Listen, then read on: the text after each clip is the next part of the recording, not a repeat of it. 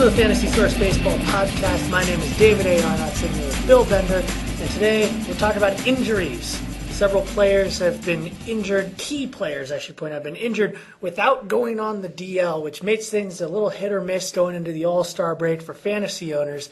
And so, Bill, why don't you talk with us about the first guy on your list, probably the most important one for most fantasy leagues, and that would be Ryan Braun. Yeah, Braun missed the last couple games with a calf strain that he suffered Sunday, and it's one of those deals where he's never been on the disabled list, so I think long-term it's not a concern.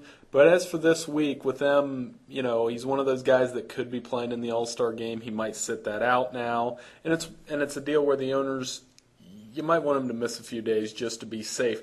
I think he might come back Thursday when they play the Reds in a semi-big series to go into the break because the Brewers are in contention. The Reds won the division last year. So with Braun, I wouldn't worry as much, but some of the other guys on this list, it could be a problem. Yeah, player of Braun's caliber, you want him to be better no matter what. Even if he has to sit out a week, 2 weeks, 3 weeks, the rest of the time having him as opposed to a random guy off the waiver wire, or even the top guy off the waiver wire, I should say, is much more preferable.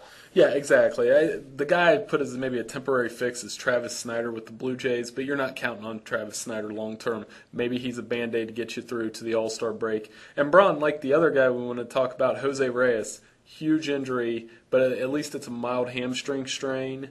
And you want him, another guy I think that you want him to take a few days off, that's fine, because you want him running, hitting triples, stealing bases in the season's second half. At least with Reyes, too, there's been a history of lower body injuries that have held him back.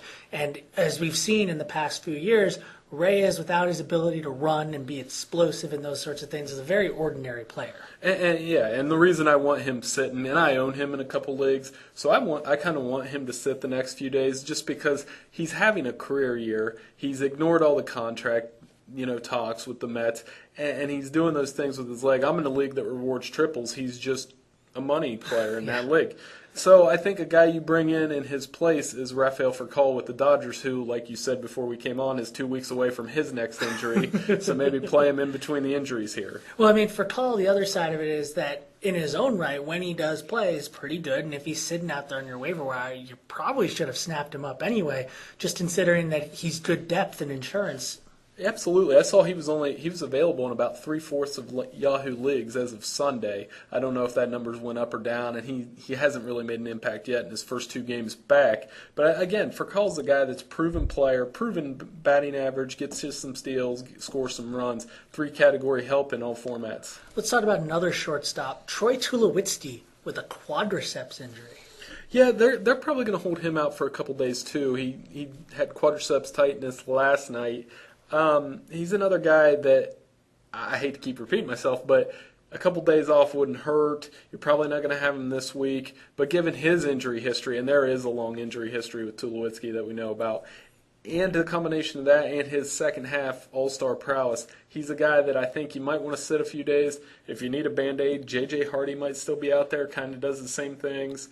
And I think that's the key there. And all these guys you're suggesting, they're the very, very destitute man's version of that guy. Yeah, absolutely. You're not going to be playing J.J. Hardy and counting on him to produce like Tulowitzki for a month. But over these next few days, because you can't just, if you've got to sit a bunch of guys and you've got room on the roster, you can't just play a dead spot there. Not in a head-to-head league, not even in a roto league. You want to get those points. So, pick up a guy like J.J. Hardy, let him fill in for a few days, and go from there. Yet another hitter that's been a fantasy stalwart the past few years who got hurt, Shane Victorino. He jammed his thumb, so we're expecting that it might have something to do with his hitting, but for now at least his running doesn't seem to be affected, right? Right. Victorino, the legs are the important part, but I am a little worried about him just because he's seeing a hand specialist today in Philadelphia. He flew back, and that always gives me a little bit of hesitancy and concern, and I think he's a guy that might see a trip to the disabled list. I really don't want to see it because I love having him in the lineup every day because of those things he does with his legs and just the all-around ability he has. He's a true 5-category player.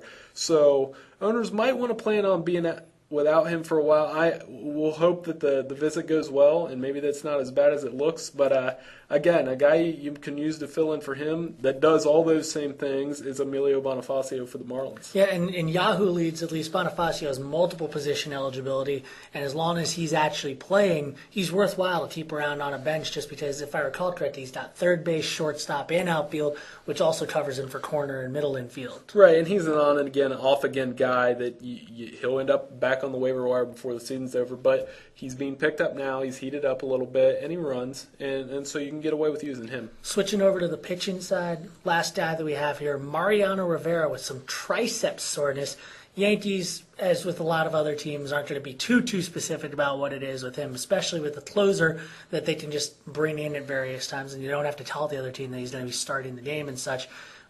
Is the threat of Rivera enough for them to keep him off of the DL?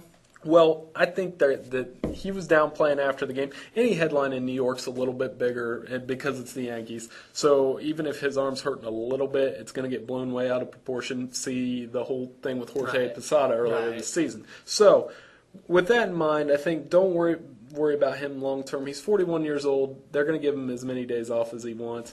If you really hard up for saves this week, maybe pick up David Robertson for the Yankees, his backup, and go from there. But Rivera, I don't have any concerns with him long term because the Yankees are going to do everything they need to have him ready for September. All right, Bill. Thanks for joining us. Thank you.